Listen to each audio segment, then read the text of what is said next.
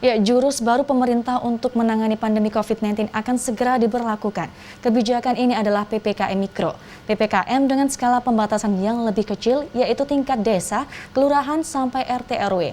Bagaimana persiapan di kampung-kampung di Surabaya? Berikut liputannya.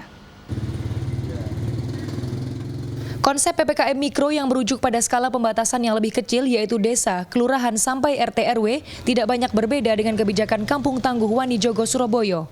Menjelang pemberlakuan PPKM Mikro, kampung di RW 3 Kelurahan Keputran mengaktifkan kembali Satgas Kampung Wanijogo, Surabaya dengan melakukan sosialisasi, penyemprotan disinfektan, dan pengecekan kondisi warga. Hal ini diperkuat juga karena kasus positif COVID-19 di kampung ini meningkat. Ketua RW 3 Kelurahan Keputran, Zainuddin, mengaku adanya kemungkinan Satgas Kampung teledor. Banyak warga yang tidak terlapor dan baru diketahui setelah ada informasi dari puskesmas.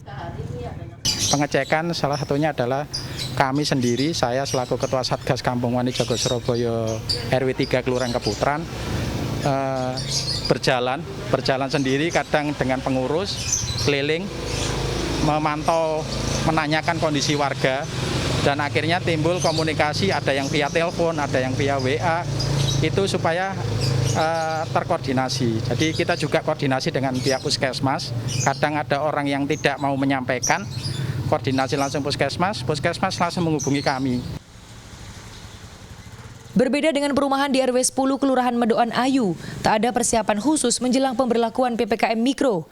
Pasalnya, konsep ini sama dengan PPKM dan PSBB sebelumnya. Satgas Kampung selama ini telah melakukan sosialisasi dan edukasi.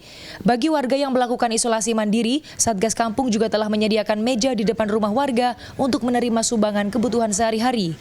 Terkait mobilitas warga dari dan keluar kota, Satgas Kampung tak bisa membatasinya karena tak ada payung hukum.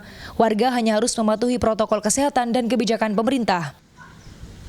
Secara khusus tidak ada persiapan untuk mengubah teknis-teknisnya, karena memang yang selama ini sudah kita kerjakan bersama dengan komponen-komponen yang lain, baik dari pemerintah kota, kecamatan maupun unsur-unsur lain, saya pikir sudah tepat adanya protokol kesehatan. Misalnya kita punya masjid, itu sudah kita buatkan jarak hampir 1 meter tiap 1 orang.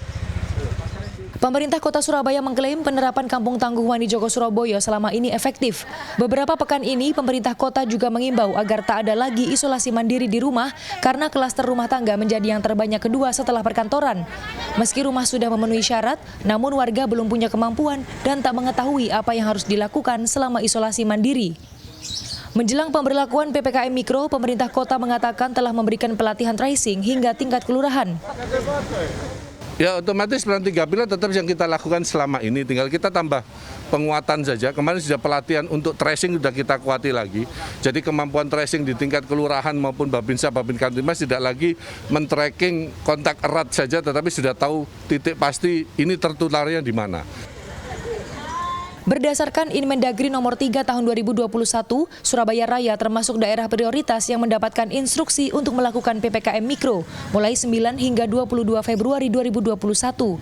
Kansa Tamarindora, Agadipa, Surabaya.